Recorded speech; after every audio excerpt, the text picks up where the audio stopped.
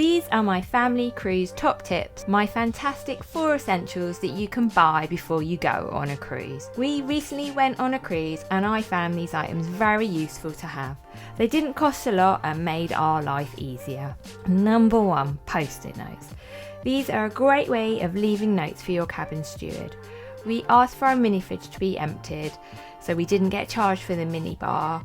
As we were on the drinks package, we wanted to put our own drinks in the fridge, and we also asked for extra pillows.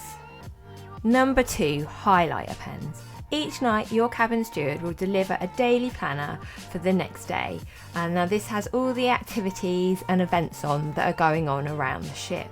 We found it really helpful for each of us to have a different colour highlighter, and then we could highlight what we all wanted to do.